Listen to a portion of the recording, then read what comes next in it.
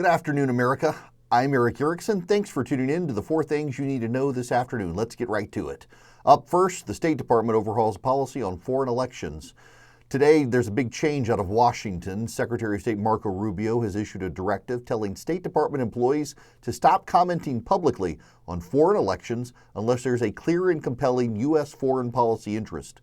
The new rule comes as part of President Trump's emphasis on national sovereignty and America first. It's a major pivot from the approach we've seen in recent decades from bipartisan administrations.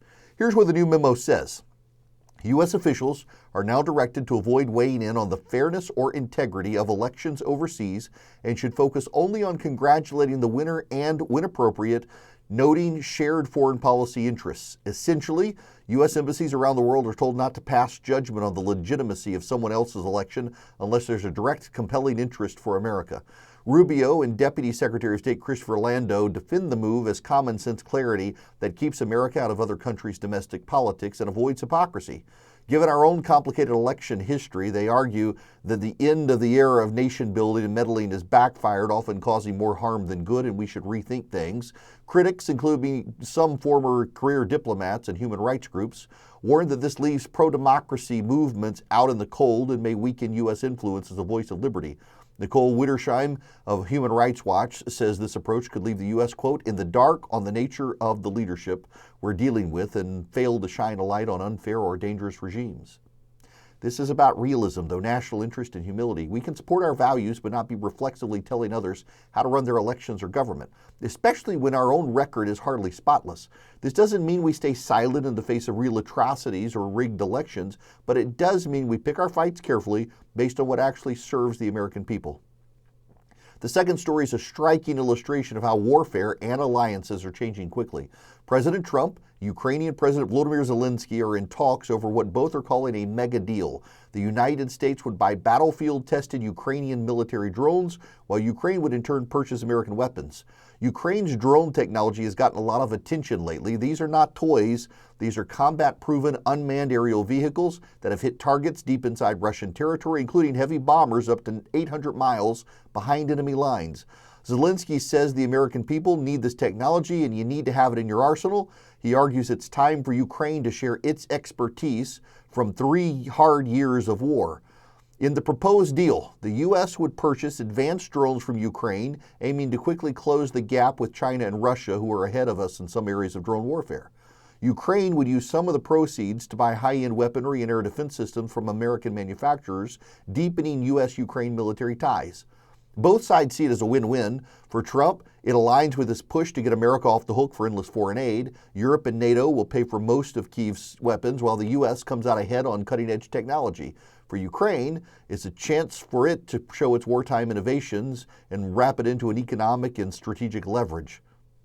Military experts point out that the war in Ukraine has accelerated military innovation, especially in drone and electronic warfare. Nations worldwide are watching, meaning whoever can buy, build, and deploy the best unmanned systems will have a clear advantage in future conflicts. Now, this is smart statecraft, strengthening our own military, helping an ally at war with Russia, and doing it in a way that leverages American and allied interests without writing endless blank checks. Our third story today is a major escalation in the trade war with China, a 93.5% tariff on key battery materials imported from China. It's a targeted move by the Trump administration, part of its broader bid to wall off American industries from Chinese dependency, especially in electric vehicles and advanced battery supply chains. Here's what's happening. The new tariff covers one of the essential new materials used in batteries for electric vehicles and consumer electronics. The imported Chinese material is critical for U.S. automakers and other manufacturers, which have relied on China for years because of lower costs and lack of domestic alternatives. The tariff aims to force companies to source their materials from either U.S. suppliers or friendly partners, or invest directly in homegrown production. The immediate effect: products using these battery components are going to get more expensive. Experts warn this could hit everything from EV prices to laptops and cell phones. Automakers like Volvo, who already struggle with EV development costs and U.S. tariffs, expect even larger losses and job cuts and higher input costs. From the administration's viewpoint, this is about both economic and national security. The White House points out the supply chain risks, especially for batteries, rare minerals, and semiconductors. They give Beijing unwelcome leverage in our economy and military.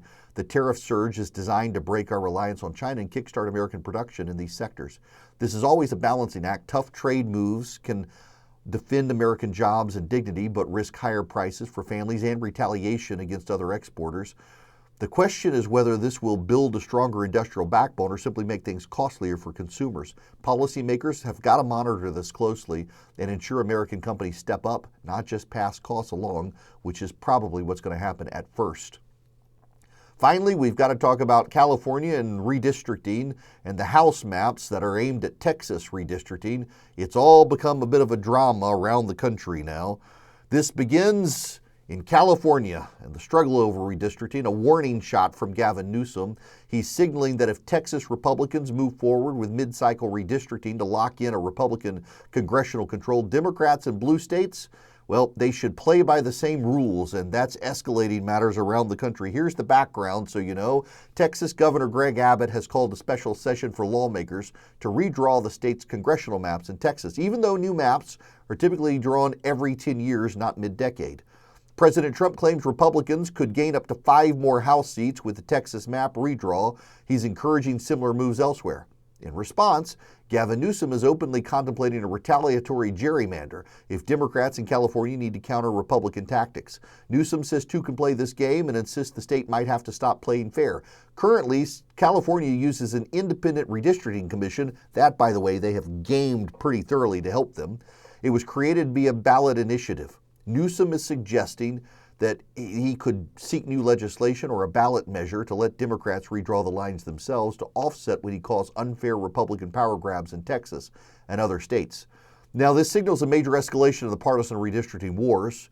Practically, changing California's independent process would be tough. It would require changing state law or even a constitutional amendment. But Newsom's public threat has been as a warning sign and a rallying call to Democratic activists in California and nationally. For those of us on the right, it's precisely the slippery slope that results when one side veers from established norms for short-term gain. Everything and everyone else is forced to reconsider the unwritten rules, and the entire redistricting process becomes even more politicized and unpredictable than it already is. The principle here isn't just win at any cost. It's protecting the legitimacy of the political system so that voters, not politicians, pick their leaders. Historically, when parties double down on redistricting to win through mid-year gamesmanship or mid-decade gamesmanship, the law of unintended consequences takes over quickly. This could actually hurt both parties. These are the 4 things you need to know this afternoon. Be sure to subscribe to the podcast on your favorite podcasting app. Just look for 4 things to know this afternoon. Subscribe to the YouTube channel at youtube.com/EWErickson. That actually helps us grow the show a lot. I'd appreciate your help by subscribing to youtube.com/EWErickson. I happen to be him, Erick Erickson. Until next time, stay informed, stay engaged. Please keep the faith.